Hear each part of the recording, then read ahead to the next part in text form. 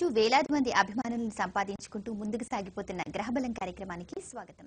మనతో భారత ప్రభుత్వ ఆమోద గణిత ఆధారిత పంచాంగకర్త, మహాశక్తి ఉపాసకులు, కుర్తాలం శ్రీ సిద్ధేశ్వరి పీఠ ఆస్థాన సిద్ధాంతవర్యులు, ఓంకార మహాశక్తి పీఠ అధిపతి, కీర్తిముకుని చిత్రపట సృష్టికర్త, దైవజ్ఞ పొన్నలూరు శ్రీనివాస గార్గే సిద్ధాంతి గారు లైవ్ లో సిద్ధంగా ఉన్నారు. మీ జాతక సమస్యలకు క్షణాల్లో పరిష్కార మార్గం తెలియజేస్తారు. మీరు కూడా సిద్ధాంతి గారితో మాట్లాడాలనుకుంటే స్క్రీన్ పై నంబర్స్ కి కాల్ చేయండి. కాల్ చేసే ముందు దయచేసి టీవీ వాల్యూమ్ పూర్తిగా మ్యూట్ చేసి లేదా టీవీకి దూరంగా వచ్చి మాట్లాడండి. నమస్కారం సిద్ధాంతి గారు, గ్రహబలం కార్యక్రమానికి స్వాగతం అండి. నిన్నటి కార్యక్రమంలో మీరు చెప్పారు ఆణిముత్యాల గురించి ఈరోజు తెలుసుకుందామని. అలాగే మీరు ఆణిముత్యాలు అంటూనే కీర్తిముకుని అనుగ్రహం అన్నారు. మరి అదేంటో వివరంగా చెప్తారా? తప్పకుండా. నిన్నటి వరకు మనం 8 కేటగిరీలు చెప్పుకున్నాం, కానీ మొదటి కేటగిరీ గురించి సిద్ధంగా లేవు నిన్నటి వరకు. కానీ ప్రేక్షకుల్లో కొంతమందికి కొన్ని అనుమానాలు వచ్చుంటాయి. 2వ కేటగిరీ, 3వ కేటగిరీ, 4వ కేటగిరీ, 5వ కేటగిరీ అని చెప్పారు కదా. ఉదాహరణకి 5వ కేటగిరీకి సంబంధించిన వారు ఉంటే అప్పుడు ఎలా అని. 2వ కేటగిరీకి మాత్రమే చెందిన వారు ఆదివారం, 3వ కేటగిరీకి కావాల్సినటువంటి పరిహారం చేయాలంటే సోమవారం, 4వ కేటగిరీకి పరిహారం మంగళవారం, 5వ కేటగిరీకి గురువారం, 6వ కేటగిరీకి శుక్రవారం, 7వ కేటగిరీకి శనివారం. కనుక ఆ విధంగా మొత్తం 8 కేటగిరీలు ఉంటాయి. కనుక ఆ 8 కేటగిరీలో మొదటి కేటగిరీ కాకుండా 2వ కేటగిరీ దగ్గర నుంచి ఈ ప్రకారంగా మనం చెప్పుకున్నాం. అయితే మొత్తం నవరత్నాలు, నవయోనులు, నవరంధ్రాలు, ఇలాగా నవ అనేటువంటి సంఖ్యకి అర్థాలు ఎన్నో ఉన్నాయి. అలాంటి వాటిలో నవరత్నాల్లో ఒక రత్నమే ముత్యం. కానీ ఇక్కడ ఆణిముత్యము అని ప్రత్యేకంగా మనం చెప్పుకున్నాం. ఈ ఆణిముత్యము అంటే ఏమిటి? నిఘంటువు ప్రకారం ఆణి అంటే గుండ్రని ముత్యం. ఒక్కొక్క ముత్యము ఓవల్ షేప్ లో ఉండొచ్చు, ఒకటి గుండ్రంగా ఉండొచ్చు, ఒకటి తలా తోక లేకుండా ఉండొచ్చు, రకరకాల షేప్స్ లో ఉండొచ్చు. ఆణిముత్యము అంటే గుండ్రంగా ఉండేటువంటి మంచి ముత్యం, మేలి ముత్యం, మహాముత్యం, స్వాతి ముత్యం. ఈ ముత్యానికి నవరత్నాల్లో ముత్యము ఏ గ్రహానికి ప్రతీక అంటే చంద్రగ్రహానికి ప్రతీక. చంద్రుడు ఎవరు? మనఃకారకుడే చంద్రుడు. కనుక మనఃకారకమైనటువంటి చంద్రుని ప్రకారంగానే ఈ ఆణిముత్యాలు జరుగుతూ ఉంటాయి. చాలా మందికి రాజయోగ పరిహార పట్టిక అంటే ఆ పట్టిక బజార్లో ఏమన్నా దొరుకుతుందేమో అని అనుకోవచ్చు. అర్థం కావటం కోసమే రాజయోగ పట్టిక అని చెప్తున్నాం తప్ప ఇది రాజయోగ పరిహారాలు. 81 అధ్యాయాలతో కూడి ఉన్నటువంటిది, తాళపత్ర గ్రంథాల నుంచి స్వీకరించినటువంటిది. ఇక దీని వివరాలు నిదానంగా చెబుతూ, కీర్తిముఖుడు, ఈ ఆణిముత్యాలు ఏమిటి, కలిసే పూజ ఏమిటి, కలిసే పూజకి ఆణిముత్యాలకి కీర్తిముఖుడికి ఉన్న లింక్ ఏమిటి, 8 పరిహారాలు ఏమిటి, లలితా సహస్రనామంలో ఉన్న నామాలు ఏమిటి, లలితా సహస్రనామాల స్తోత్రంలో ఉన్నటువంటి విశేషం ఏమిటి, ఆ వివరాలని కూడా చాలా సావధానంగా మనం చెప్పుకుందాం. కాలర్తో మాట్లాడతాం. మొదటి కాలర్ సిద్ధంగా ఉన్నారండి. నమస్తే అండి, గ్రహబలం కార్యక్రమానికి స్వాగతం. మీ పేరు? నమస్తే మేడం, నా పేరు అశోక్ రెడ్డి అండి. కొంచెం గట్టిగా మాట్లాడండి. నమస్తే మేడం, నా పేరు అశోక్ రెడ్డి అండి. నేను నంద్యాల నుంచి మాట్లాడుతున్నాను. Date of birth? నా date of birth 1/9/1991 madam. Okay. సమయం? సమయం మధ్యాహ్నం 11 నుంచి 12:45 లోపల. ఓకే అండి. సమస్య ఏంటో చెప్పండి. సమస్య అదే సార్, నా భవిష్యత్తులో చదువు గురించి తెలుసుకోవాలని అడుగుతాను. ఇప్పుడు ఏం చదువుతున్నారు? ఇంటర్ అయిపోయింది మేడం నాది. ఫ్యూచర్ లో ఏం చదవాలనుకుంటున్నారు? ఫ్యూచర్ లో డిగ్రీ గానీ ఇంజనీరింగ్ గానీ చదవాలనుకుంటున్నా, కానీ ఇంట్లో ఆర్థిక సమస్యలు ఓకే అండి. టీవీకి దూరంగా రండి. సిద్ధాంతి గారు చెప్తారు, శ్రద్ధగా వినండి. మిత్రమా, చదువుకోవాలని ఉంది. ఏం చదువుకోవాలా అంటే ఇంతవరకు దానికి ఒక గమ్యం తెలియనటువంటి మాటలతో కాలం గడిచిపోతుంది. కొంతమంది చిన్నపిల్లలే 4-5 సంవత్సరాలు ఎప్పుడు నువ్వేం చేయాలనుకుంటున్నారంటే నేను డాక్టర్ అవ్వాలనుకుంటా అంటాడు. ఒక్కడు పోలీస్ ఆఫీసర్ కావాలంటాడు అనుకుంటాడు. వాళ్ళ నాన్న పోలీస్ ఆఫీసర్ కాకపోయినప్పటికీ వాడు పోలీస్ ఆఫీసర్ కావాలనుకుంటాడు ఆ పిల్లగాడు. ఒక్కొక్కడైతే నేను పెద్ద టాటాల బిర్లాలాగా బాగా డబ్బు సంపాదించాలంటాడు. ఒక్కొక్కరైతే నేను జాతకాలు చెప్పాలనుకుంటాడు. సో ఒక్కొక్కరికి ఒక్కొక్కరుగా. కానీ డిగ్రీ అన్నావు, అది అన్నావు, ఇంజనీరింగ్ అన్నావు అంటే గమ్యం లేనటువంటి మాటలు. మీ జాతక ప్రకారంగానే మీరు మాట్లాడిన తీరులోనే, మీరు వేసేటువంటి ప్రశ్నలోనే అర్థం పర్థం లేకుండా ఉంది మిత్రమా. దిగులు చెందకు. మంచి అనుకూల పరిస్థితులు రావాలి.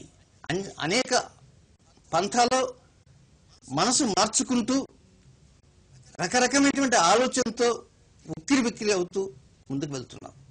వీటన్నింటిని పక్కన పెట్టేసాయి. గమ్యం ఒకటే. ఆ గమ్యం చేరడానికే ప్రయత్నం చేయి. మంచి అనుకూల పరిస్థితులు అతి త్వరలోనే రాబోతున్నాయి. ఇబ్బంది పడకు. ఇక విద్యా విషయం అంటావా, అది కొంచెం స్వల్పంగా ఉంది కనుక నిదానంగా మంచి అనుకూల పరిస్థితులు అతి త్వరలో వస్తాయి. డిగ్రీ చేద్దాము అనేటువంటి ఆలోచనతో ముందుకు ఉండడానికి ప్రయత్నం చేయి. ఇబ్బంది లేదు. ధైర్యంగా ఉండు. మంచి అనుకూల పరిస్థితులు అతి త్వరలో రాబోతున్నాయి ఈ సంవత్సరం డిసెంబర్ నెల 9వ తేదీ నుంచి. సిద్ధాంతి గారు, మీరు ఆణిముత్యాలు అన్నారు, అలాగే రాజయోగ పరిహారాల పట్టి గురించి వివరాలు చెప్పారు. కీర్తిముఖుడు అన్నారు, కలసి పూజలు అన్నారు, 8 పరిహారాలు అన్నారు, లలితా సహస్రనామం అన్నారు. మరి అన్నిటికీ సంబంధం ఏంటో చెప్తానన్నారు, కొద్దిగా చెప్తానన్నారు కదా, ముందుగా కొంచెం చెప్తారా? ఓకే, అలాగే. ఇక ముఖ్యంగా ఆణిముత్యాలు మనం ఎట్ ఏ టైం కలిసి పూజల కార్యక్రమం చేసుకుంటాం. అలాగే ఈ మొట్టమొదటి విడివిడిగా కలిసి పూజలు చేసుకున్నప్పుడు కూడా మొట్టమొదటిగా ఉన్నటువంటి రక్షా కవచం స్వస్తిక్ రక్షా కవచము.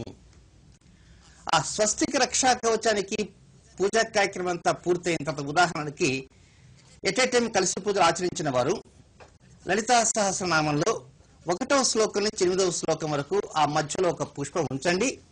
ఆ పుష్పం ఉంచిన తర్వాత ఆ పుష్పం తీసి భక్తితో తీసి ఆ తర్వాత కొబ్బరి చిప్పలు వేసుకొని 8 శ్లోకాలు చదవండి. 2వ పుష్పం ఉంచి కొబ్బరి చిప్పలు వేసుకోండి.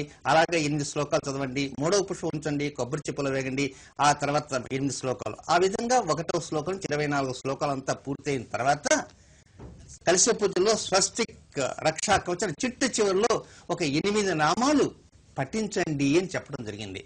ఆ 8 నామాలు లలితా సహస్రనామాల్లో 742వ నామం నుంచి 749వ నామం, 742వ నామం నుంచి 749వ నామం. ఒక్కసారి ఆ నామావళి కనుక దగ్గర ఉంటే తిప్పుకో చూస్తూ ఉండండి. మరి ఆ నామాలు ఏమిటి, ఇంకా ఆణిముత్యాల్లోకి మనం వెళ్ళిపోదాం. ఒక కాలర్తో మాట్లాడి. కాలర్ సిద్ధంగా ఉన్నారండి. నమస్తే అండి, మీ పేరు చెప్పండి. నా పేరు శ్రీలక్ష్మి అండి, నేను గుంటూరు నుంచి మాట్లాడుతున్నాను. డేట్ ఆఫ్ బర్త్ చెప్పండి. 17/3/1964 అండి. 64 అండి. అవునండి, ఉదయం 8 గంటలకండి.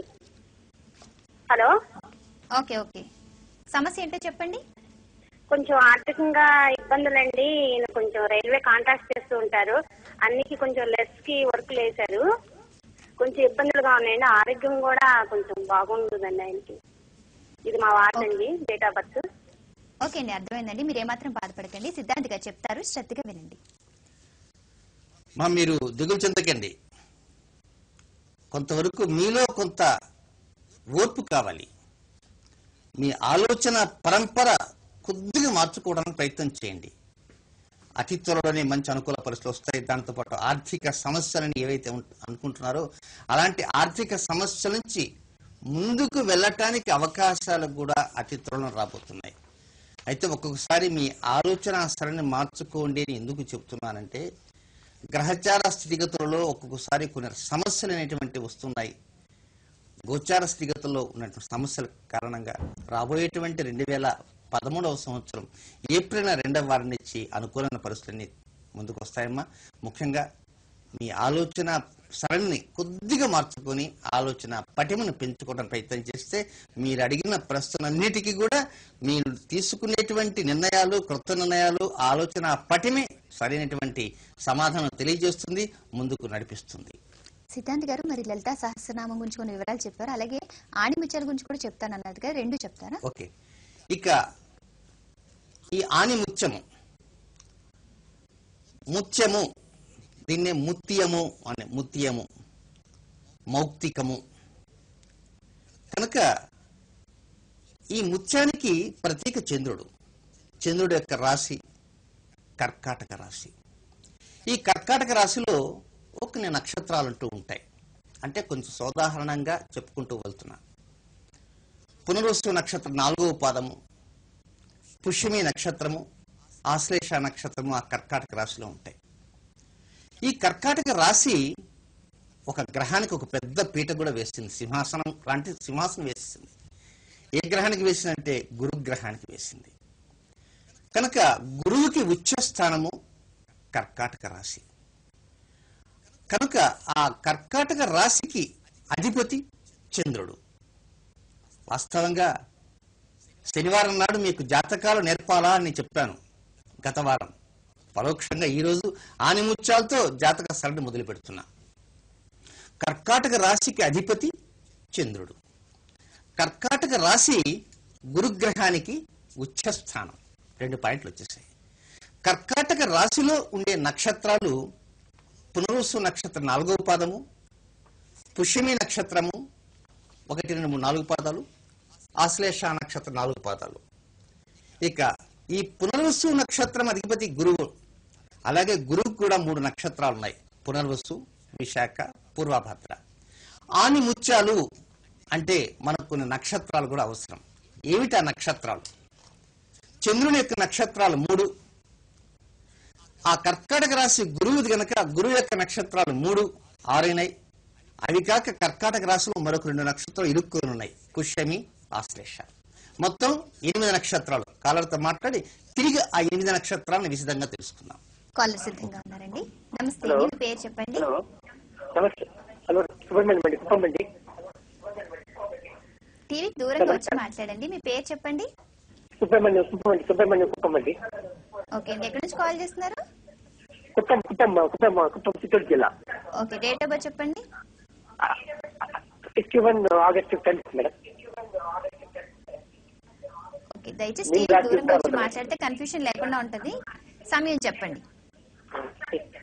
సమయం morning early morning 3:30 madam. Okay, సమస్య ఏంటో చెప్పండి. ఈ ఆర్థికంగా ఇది ఇల్లు కొనుక్కుంటున్నాను, ఆర్థిక ఇబ్బందులు చేస్తుంది. ఇల్లు కొనుక్కున్నాను, సొంతగా ఇల్లు ఓకే, మీ టీవీ కొనుక్కున్నాను. ఎక్కువ మాత్రం సౌండ్ తగ్గించలేదు. ఓకే అండి, సిద్ధాంత్ గారు చెప్తారు, శ్రద్ధగా ఒక వినండి. చిన్న మాట, మీరు లైన్ లో ఉండండి, నేను ప్రశ్నలు సంధిస్తాను. నేను అడిగిన ప్రశ్నలకి మాత్రం నిదానంగా కొంచెం టీవీ కొంచెం దూరంగా వెళ్ళి మీరు జన్మించిన డేట్ ఒక్కసారి చెప్పండి. Date of birth 61 August 10th madam. Wait hold on 61 సంవత్సరం చెప్పారు, నెల చెప్పండి. ఆగస్టు 10. అమ్మయ్యా, బతికి పడ్డవాడేమని బయట కట్టాం, బతికి బట్ట కట్టేశాం. ఓకే, ఇక మీకు అనుకూల పరిస్థితులు కావాలి. ప్రత్యేకంగా ఆర్థిక స్థితిగతులు కూడా కొంతవరకు తక్కువగా ఉన్నాయి, బాగా ఉండాలి. కనుక ఒకటి, మీరు జన్మించిన నెల ఆషాఢ మాసం. ఇప్పుడు ప్రస్తుతం ప్లవనామాసంతో ఆషాఢ మాసంలో జన్మించినటువంటి జాతకులు అయితే ఇక్కడ ఈ ఆషాఢ మాసంలోనే మీకు లైన్ దొరకడం అనేది పక్కన పెట్టి కాస్త మీతో ఎందుకో బాగా ముచ్చరించాలనుకుంటాను, కానీ మీతో ముచ్చరించలేకపోతున్నాను ఎక్కువసేపు. కానీ ఒక చిన్న వివరం మాత్రం తెలియజేయగలను. ఈ సంవత్సరం సెప్టెంబర్ నెల 14వ తేదీ గుర్తుంచుకోండి. సెప్టెంబర్ నెల 14వ తేదీ నుంచి మీరు తీసుకునే ప్రతి నిర్ణయాలు కూడా విజయవంతమైన దిశగా ముందుకు వెళ్తూ ఉంటాయి. వచ్చే సంవత్సరం ఆషాఢ మాసం వచ్చే సమయానికి పరిస్థితులు దాదాపుగా 30% బెటర్మెంట్ గా ఉంటాయి. ఆ తర్వాత ఆషాఢ మాసానికి మరొక 10% ఎక్కువ ఉంటాయి, 40%. అట్లా ఒక్కొక్క సంవత్సరం ఆషాఢం నుంచి ఆషాఢానికి 5%, 10% డెవలప్ అవుతుంది. లాస్ట్ 75, 76 దాకా ఆగిపోతారండి. కానీ మీ నిర్ణయాలు మాత్రం మరొక్కసారి ఆలోచించుకుంటూ ముందుకు వెళ్ళడానికి ప్రయత్నం చేయండి. హడావుడి నిర్ణయాలు మాత్రం తీసుకోకండి. హడావుడిగా ఎలాంటి ఆలోచనలోకి వెళ్ళకండి. ఓకే అండి, సిద్ధాంత్ గారు ఇప్పుడు కాలర్ కి ఆషాఢం అని చెప్పారు కదా, నాకు ఆషాఢం అంటే ఒక విషయం గుర్తొచ్చిందండి. ఆషాఢ మాసంలో నూతన వధూవరులను దూరంగా ఉంచుతారు. అమ్మాయిని అత్తగారి దగ్గర ఉంచరు, కొత్త అల్లుండి కూడా అత్తగారింటికి వెళ్ళనివ్వరు. ఎందుకంటారు కారణం? వాస్తవంగా ఇది ఆషాఢ మాసం అనేటువంటిది 2 రకాలు. మిథున ఆషాఢము, కర్కాటక ఆషాఢము. కర్కాటక ఆషాఢం ఏంటి, మిథున ఆషాఢం ఏమిటి అనుకోవచ్చు. మిథున రాశిలో సూర్యుడు సంచారం చేసేటువంటి సమయంలో జరిగేటువంటి ఆషాఢ మాసం. కర్కాటక ఆషాఢం అంటే దక్షిణాయనం ప్రారంభం అవుతుంది. అంటే కర్కాటక రాశిలోకి సూర్య సంచారం ప్రారంభం అవుతుంది. ఆ ప్రారంభమైన తర్వాత కొద్ది రోజులు కర్కాటక ఆషాఢం వస్తుంది. అయితే ఒక్కొక్కసారి మిథునాషాఢము కర్కాటకాషాఢంలో మిథునాషాఢంలో ఎక్కువ రోజులు ఉంటుంది, కర్కాటకాషాఢం తక్కువ రోజులు ఉంటుంది. దక్షిణాయనం రేపు 17వ తేదీ వస్తే వెంటనే 2-3 రోజుల్లోనే వెళ్ళిపోతుంది. మిథునము అంటే దంపతులు కనుక భార్యాభర్తల యొక్క సంగమం అనేటువంటిది కర్కాటక ఆషాఢంలో చేయవచ్చు గాని మిథునాషాఢంలో నిషిద్ధము. భార్యాభర్తలు దూరంగా ఉండాలి. నూతన వధూవరులు అది వదిలేసేసి అత్తగారిని పుణ్యక్షేత్రాలకు పంపటం, భక్తి టీవీలో ఏ పుణ్యక్షేత్రం బాగుందని తెలిస్తే ఆ పుణ్యక్షేత్రానికి అమ్మా వెళ్ళిపో అని వాడిని పంపిస్తారు. అత్తగారు కాదు వెళ్లాల్సింది, నూతన వధువు వారి పుట్టింటికి వెళ్ళాలి. అది మిథునాషాఢం కథ. కనుక ఆషాఢ మాసంలో అత్త కోడలు ఒక గడప నడవకూడదని, ఎందుకంటే ఈ కథ అంతా చెప్పలేక ఆ కథతో ముగించారు. కాలర్ సిద్ధంగా ఉన్నారండి. నమస్తే అండి, మీ పేరు చెప్పండి. నమస్తే అండి, నేను విజయ అండి, కరీంనగర్ నుంచి. డేట్ ఆఫ్ బర్త్ చెప్పండి విజయ్ గారు. సెప్టెంబర్ 30 అంటే తెల్లవారితే 30 అనగా రాత్రి 12 గంటల 8 నిమిషాలు. సంవత్సరం చెప్పండి. 1990. 90. డేట్ ఆఫ్ బర్త్ ఎవరిదండి? మా బాబుదండి. ఓకే, సమస్య ఏంటో చెప్పండి. అన్నది బీటెక్ అయిపోయిందండి, అంటే మంచి పరిస్థితి కనుక జాబ్ ఎప్పుడు వస్తుంది? ఓకే, సిద్ధాంత్ గారు చెప్తారు, శ్రద్ధగా వినండి. ఓకే అమ్మా, బీటెక్ అయిపోయింది, ఇంక జాబ్ ట్రయల్స్. ఈ ట్రయల్స్ వేసేస్తుంటే ఒక్కొక్కసారి ట్రయల్ హ్యాపీగా ముందుకు పోతుంది, ఒక్కొక్కసారి ట్రయల్ నిక్కలతో వెంటపోయి అక్కడ బ్రేక్ పడుతుంది. ఒకసారి బ్రేక్ పడినా ముందుకు వెళ్ళినా మన 4 రోజులతో తమంతట తాముగా ఇంట్లో వాళ్ళు వీళ్ళు వద్దనేసి బ్రేక్ వేసేస్తారు. ప్లవనామ సంవత్సరం ఆశ్వీజ మాసంలో జన్మించినటువంటి శ్రవణ నక్షత్రం, మకర రాశిలో జన్మించిన జాతకుడు. శ్రవణం అంటే చంద్రుడి యొక్క నక్షత్రం కనుక రేపు ప్రారంభం అంటే రేపు ఆశ్వీజ మాసం తర్వాత వచ్చేటువంటి కార్తీక మార్గశిర మాసాలలో నిర్ణయాలు తీసుకునే సమయంలో బాగా ఆలోచించి నిర్ణయాలు తీసుకోమని.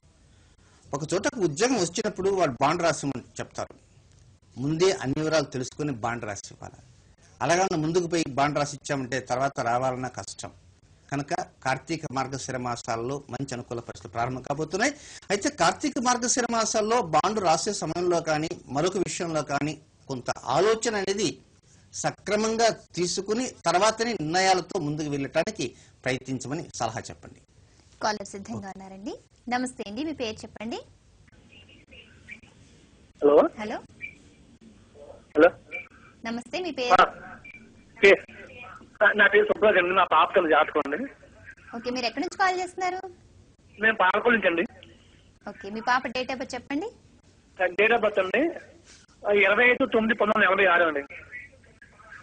ఓకే, టీవీ కొంచెం దూరంగా వచ్చి సమయం చెప్పండి. సమయం రాత్రి 11:45 అండి. ఓకే, సమస్య ఏంటండి? అది పాప మ్యారేజ్ నుంచి చేశాం. సంబంధాలు చూస్తున్నారా? చూస్తున్నామండి, మీకు కలవట్లేదు. ఓకే అండి, సిద్ధాంత్ గారు చెప్తారు, శ్రద్ధగా వినండి. అయ్యా చిన్న మాట, మీరు అన్ని చెప్పారు, నాకు అన్ని వినపడ్డాయి, చివరి భాగం అంతా వినపడింది. ప్రారంభంలోనే కొద్దిగా 25 తర్వాత కొంచెం నెల చెప్పండి. 25 9 నెల సంవత్సరం 86. 86. 25వ తారీఖు సెప్టెంబర్ నెల 86వ సంవత్సరం రాత్రి 11:45 సరిగదా? ఓకే, ఇక వివరాలకు వెళ్దాం. క్షైనామ సంవత్సరంలో భాద్రపద మాసంలో జన్మించినటువంటి మృగశిర నక్షత్ర 4వ పాదం అంటే మిథున రాశిలో జన్మించినటువంటి జాతకులు. ఇక ఇంతవరకు వాయిదాలు పడుతుంది, ఏవో కొంత అవాంతరాలు వస్తున్నాయి. ఒక్కోసారి నిర్ణయాలు తీసుకున్నా ఎందుకు లేని మళ్ళా వదిలేస్తూ ఉంటారు. త్వరలోనే అతి త్వరలోనే ఆశ్వీజ మాస బహుళ పంచమి దాటంగానే అనుకూల పరిస్థితులతో ముందుకు వెళ్తాయి. ప్రత్యేకంగా పాటించవలసినటువంటి పరిహారాలు అంటూ ఏమీ లేవు. బుధవారం మాత్రం వివాహానికి సంబంధించినటువంటి పెళ్లి చూపులు ఉంటాయి కదా, అలాంటిది బుధవారం మాత్రం నిర్ణయించకండి. బుధవారం తప్పించి మిగిలిన వారాలకి ప్రాధాన్యత ఇవ్వండి. సిద్ధాంత్ గారు 8 నక్షత్రాలు అని చెప్పారు కదా, వాటి గురించి వివరంగా చెప్తానన్నారు కదా, చెప్పండి. ఇక 8 పరిహారాలు, 8 నామాలు, 8 నక్షత్రాలు. స్వస్తిక్ మార్క్ లో ప్రత్యేకంగా 8 చోట్ల అక్షతలు వేసి ఉంటారు, గుర్తు ఉండే ఉంటుంది. ఇవి లలితా సహస్రనామంలో 8 నామాలు కూడా ఉన్నాయి. 742వ నామం నుంచి 749వ నామం. కలిసే పూజలు అనేటువంటి పుస్తకం నాచే రచింపబడిన పుస్తకం ఎవరి దగ్గర ఉంటే ఆ పుస్తకం అర్ధ తాత్పర్యాలతో కూడా ఇచ్చాను. 40వ పేజీ 41వ పేజీలో ఉంటుంది. ఇక నక్షత్రాలు, కర్కాటక రాశి, ఆ రాశికి అధిపతి చంద్రుడు. చంద్రుడి యొక్క రత్నమే ముత్యము, ఆని ముత్యము. ఇక్కడ ముత్యానికి ఆని తగిలించాం. ఆని అంటే గుండ్రని, పరోక్షంగా ఈ భూమి, ఈ భూగోళమే ఆ గుండ్రది. కనుక ఆ గుండ్రని భూగోళంగా ఉండేటువంటిదే రాజయోగ పరిహార పట్టికలో మధ్యలో ఉన్నటువంటి కీర్తిముఖుడుగా కాసేపు భావించుకుందాం. ఇక కర్కాటక రాశికి అధిపతి చంద్రుడు గనక చంద్రుడి యొక్క నక్షత్రాలు 3. నెంబర్ 1 రోహిణి, నెంబర్ 2 హస్త, నెంబర్ 3 శ్రవణం. రోహిణి, హస్త, శ్రవణం ఈ 3 నక్షత్రాలు చంద్రుడి యొక్క స్వనక్షత్రాలు.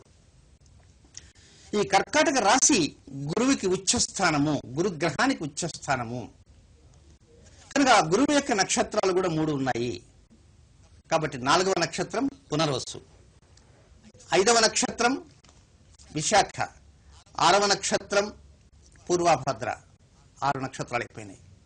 ఇక కర్కాటక రాశిలో 3 నక్షత్రాలు ఉంటాయని చెప్పుకున్నాం. అందులో పునర్వసు వచ్చేసి 4వ పాదం. కానీ ఇంకా ఏమున్నాయి? ఇంకా 2 ఉన్నాయి నక్షత్రాలు. అవే పుష్యమి, ఆశ్లేష. కనుక వరుసగా మనం 8 నక్షత్రాలు చెప్పుకున్నాం. రోహిణి, హస్త, శ్రవణం, పునర్వసు, విశాఖ, పూర్వభద్ర, పుష్యమి, ఆశ్లేష ఈ 8 నక్షత్రాలు. ఇక ఈ 8 నక్షత్రాలు 8 నామాలు ఉన్నాయి కదా. నామాల్లో ఆ నామాల కంటే ముందుగా మరికొన్ని విశేషాలు చెప్పాలి. ఒక్కోసారి కొంతమంది చెప్పేటప్పుడు బుద్ధి గడ్డి తినదండి, ఏమయ్యా అట్లెందుకు చెప్పావంటే బుద్ధి గడ్డి తిని చెప్పానంటారు. కానీ మనస్సు ఉంటుంది, బుద్ధి ఉంటుంది, ఆత్మ ఉంటుంది. ఆత్మలో ఒక్కోసారి మనం ఏం చెప్తామంటే ఆత్మ సాక్షిగా మాట్లాడు. మనస్సాక్షి అనే విషయం పక్కన పెట్టేద్దాం. ఆత్మ సాక్షి కనుక ఒక సరైనటువంటి సాక్ష్యాన్ని ఇవ్వగలిగేది ఆత్మ. నిర్ణయాలను అటు ఇటు పైన కింద, కింద పైన తల్లకిందులు చేసేది మనస్సు. తల్లకిందులు చేసినటువంటి మనస్సు చెప్పే నిర్ణయాల్ని యథాప్రకారంగా చెప్పకుండా వక్రీకరించి చెప్పేది బుద్ధి. కనుక ఒక్కోసారి బుద్ధి గడ్డి తిన్నది అంటాం. ఇక్కడ ఈ 3 మాటలు మనం ఎందుకు చెప్పుకుంటున్నామంటే ఆనిముత్యాలు అనేటువంటి సబ్జెక్ట్ చాలా పెద్దది. రాజయోగ పరిహారాల్లో 81 అధ్యాయాలు ఉంటే ఒక్కొక్క అధ్యాయాన్ని గురించి దాదాపు 20 నుంచి 30 పేజీలు ప్రింటింగ్ లో ఉంటే 81 అధ్యాయాలు అంటే 2400 పేజీలు పెద్ద ఉద్గ్రంథం అవుతుంది. తాళపత్ర రహస్యాల నుంచి గ్రహించినటువంటి విశేష సమాచారం. ఈ విశేష సమాచారం ఇంత ముందుగా ఇంత ఉపోద్ఘాతం ఎందుకు చెప్పాలంటే ఎట్ ఏ టైం కనుక వెళ్ళిపోతే పరిహారాల్లోకి ఏం అర్థం కాదు. కనుక చివరిగా అసలు విషయంలోకి వచ్చేద్దాం. జననం నుంచి మరణం వరకు మనిషి పుట్టిన లగాయతు, జన్మించిన లగాయతు, మరణించే వరకు మొత్తం 8 భావాలు. మొదటి భావమే జన్మ లగ్నము అంటారు. జన్మించినప్పుడు ఏ లగ్నంలో జన్మించారని అంటాం అంటే పుట్టిన లగ్నం, అది 1వ భావం. 8వ భావం మరణం, 8వ స్థానం ఆయుస్థానం. కనుక జననం 1వ స్థానం, మరణం 8వ స్థానం. మొత్తం 8 స్థానాలతోనే ఈ జీవితం అంతా వెళ్ళిపోతుంది. మొత్తం 8 నక్షత్రాలతోనే మనకు అద్భుతం కనబడబోతుంది. మొత్తం 8 నామాల్లోనే పరిహారం ఉండబోతుంది.